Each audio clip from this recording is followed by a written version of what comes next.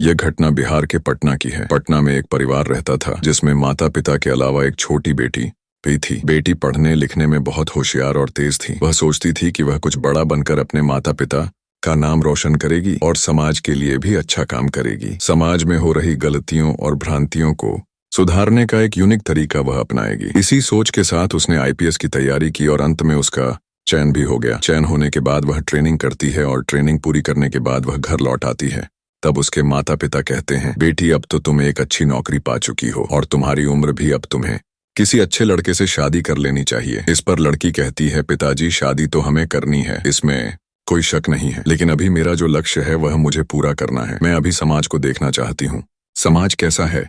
अभी तक तो मैंने समाज को कभी देखा ही नहीं है। मैं सिर्फ एक कमरे में बैठकर पढ़ाई करती रही हूँ और ज्ञान अर्जित किया है। लेकिन पिताजी, समाज में किस तरह के लोग रहते हैं, किस तरह की घटनाएं घटित होती हैं और हमें कैसे उनका सामना करना है, यह सब देखना चाहती हूँ। 4-5 साल तक मुझे सिर्फ यह अनुभव करना है, उसके बाद ही शादी करूंगी। पिताजी, आप और माँ मुझे समझा रहे हैं, लेकिन मैं अपने फैसले पर अडिग हूँ। पिताजी ने आखिरकार कहा, बेटी अब तुम समझदार हो गई हो, अपने फैसले खुद लो और अपना ध्यान रखना। यह सुनकर रिया ने जवाब दिया, पिताजी आप चिंता न करें, मैं अपना ख्याल रखूंगी। इसके बाद रिया अपनी ड्यूटी के लिए रवाना हो गई। धनबाद में उसकी पहली पोस्टिंग थी, लेकिन ड्यूटी पर जाने के बजाय उसने अपने निजी ड्राइवर से कहा, मुझे किसी सुनसान जगह पर छोड़ दो। ड्राइवर पहले तो थोड़ा झिझका, लेकिन उसने आदेश का पालन किया। वह रिया को शहर की एक सुनसान जगह पर छोड़ आया। वहां पहुंचकर रिया ने कहा, अब ध्यान से सुनो, मैं यहाँ से अकेले जाऊंगी और किसी को मेरे बारे में कुछ मत बताना। अगर तुमने किसी को बताया तो समझ लो तुम्हारी नौकरी गई। ड्राइवर डर के मारे बोला, मैडम आप निश्चिंत रहे, मैं किसी को कुछ नहीं बताऊंगा। इसके बाद रिया ने अपने कपड़े और लुक बदला। उसने खुद को एक भिखारिन की तरह तैयार किया। सादे फटे पुराने कपड़े पहनकर मैली कुचैली हालत में वह बाजार की ओर चल दी। थोड़ी देर बाद वह थाने के पास पहुंची। वहां उसने थाने के आसपास चक्कर लगाना शुरू किया। पुलिस स्टेशन के पास खड़े कुछ कांस्टेबल उसे देखकर चौंके और बोले, अरे यहाँ क्या कर रही है? कहीं और जाकर मांग, यहाँ मत परेशान कर। रिया ने शांत स्वर में जवाब दिया, आप अपना काम करिए, मैं किसी को परेशान नहीं कर रही हूँ। यह कहकर वह थाने के आसपास टहलने लगी, जैसे वह कुछ खास तलाश रही हो। अनीता, जो भिखारिन के रूप में थाने के आसपास घूम रही थी, हर चीज पर बारीकी से नजर रखे हुए थी। लगभग 20 से 30 मिनट के बाद अचानक थाने के बाहर भीड़ जुटने लगी। भीड़ के बीच रिया ने एक कांस्टेबल से पूछा, साहब यहाँ इतनी भीड़ क्यों लगी है? कांस्टेबल ने लापरवाही से जवाब दिया, एक लड़की का मामला आया है, रेप हुआ है, उसका परिवार शिकायत लेकर आया है, लेकिन जिसने यह किया है वह एक अमीर व्यापारी का बेटा है। मामला थोड़ा पेचीदा है। ये सुनकर रिया के कान खड़े हो गए। उसने देखा कि भीड़ में लड़की का परिवार रो रहा था और वहीं आरोपी के प्रभावशाली परिवार के लोग अपनी शक्ति का प्रदर्शन कर रहे थे। रिया ने पुलिस वालों की नजर से बचते हुए थाने के अंदर घुसने की कोशिश की। जैसे ही वह अंदर पहुंची, वहां मौजूद अधिकारी चौंक गए। दरोगा साहब ने गुस्से में पूछा, अरे इसे अंदर कैसे आने दिया?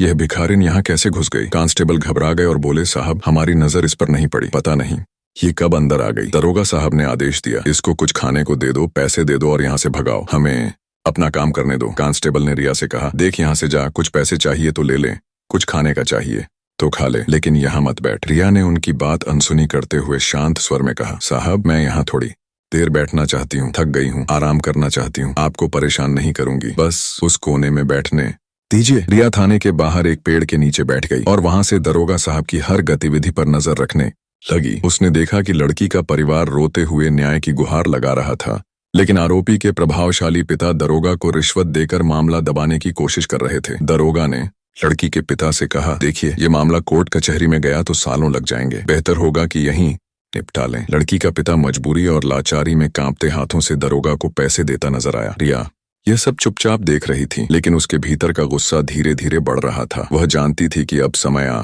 गया है अपनी पहचान और अधिकार का सही उपयोग करने का। गरीब माँ बाप दरोगा के सामने हाथ जोड़कर गिड़गिड़ा रहे थे। माँ रोते हुए कहती हैं, साहब हम गरीब लोग हैं, हमारे पास पैसे नहीं हैं कि आपको दे सकें, लेकिन मेरी बेटी के साथ जो हुआ उसके लिए इंसाफ चाहिए। आपसे बस यही निवेदन है, कृपया हमें न्याय दिला दीजिए। दरोगा ने उनकी बातों को अनसुना करते हुए एक ठंडी नजर डाली। उसने कहा, देखो कानून सबके लिए बराबर है, लेकिन यहाँ काम आसानी से नहीं चलता। तुमसे जो बन पड़े वो करो, वरना वापस जाओ। उधर अमीर पक्ष के लोग, जो पहले से ही दरोगा को मोटी रकम दे चुके थे, मुस्कुराते हुए खड़े थे। उनके पैसे से दरोगा का रवैया पूरी तरह बदल चुका था। अब वह अमीर लड़के के परिवार के पक्ष में बोलने लगा और गरीब परिवार को डांटते हुए कहने लगा, तुम लोग यहाँ तमाशा मत करो, अपना काम कर लो और चुपचाप चले जाओ। कोर्ट में जाना है तो जाओ, लेकिन यहाँ हंगामा मत करो। गरीब पिता जो अंदर से टूट चुका था कहता है, साहब हमारी बेटी के साथ अन्याय हुआ है, आपसे इंसाफ की उम्मीद लेकर आए थे, लेकिन आप हमें ही डांट रहे हैं। क्या गरीबों को न्याय मिलना इतना मुश्किल है?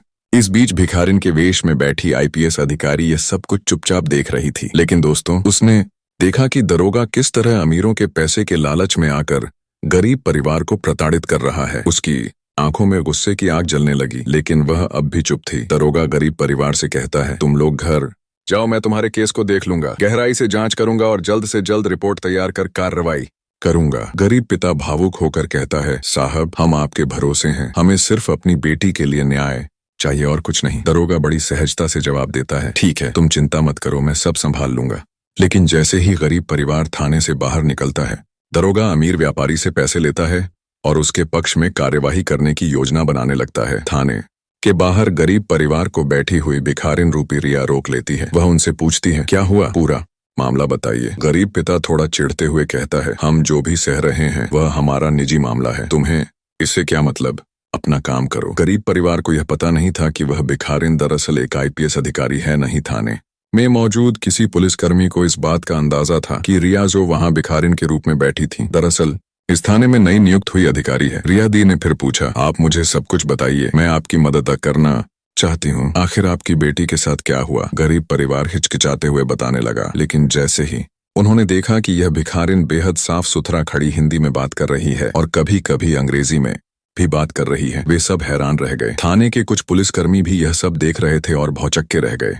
कांस्टेबल रिया के पास आकर बोले, तुम कौन हो, हमें सच सच बताओ। रिया ने यह सुनते ही अपना गेटअप हटा दिया। जैसे ही उसने अपने असली रूप में कदम रखा, सभी कर्मचारी हड़बड़ा गए। दरोगा को फटकारते हुए उसने कहा, तुमने गरीब परिवार के साथ बहुत अन्याय किया है, मैंने अपनी आंखों से तुम्हारी सारी करतूतें देखी हैं, अब तुम्हारे खिलाफ सख्त कार्रवाई होगी। थाने के सभी पुलिसकर्मी सन्न रह गए। दरोगा घबराकर माफी मांगने लगा, लेकिन रिया ने उसे सख्त लहजे में चेतावनी दी कि अब वह गरीब परिवार को न्याय दिलाकर ही रहेगी। रिया की सख्ती देखकर सभी पुलिसकर्मी उसे सलाम ठोकने लगे। अंत में रिया ने गरीब परिवार को इंसाफ दिलाया और थाने के कर्मचारियों को उनकी लापरवाही और भ्रष्टाचार के लिए सजा दी। रिया, जो अब अपने असली रूप में आ चुकी थी, थाने के पूरे स्टाफ को लाइन हाजिर करने का आदेश दिया। उसने दरोगा और सभी कांस्टेबलों को एक एक कर तलब किया और उनके कर्तव्यों में की गई लापरवाही और भ्रष्टाचार के लिए सख्त फटकार लगाई। दरोगा से सख्त लहजे में कहा, तुम्हारी ड्यूटी न्याय दिलाने की थी, लेकिन तुमने अपनी जिम्मेदारी को पैसे के लिए बेच दिया, अब तुम्हें इसका अंजाम भुगतना होगा। इसके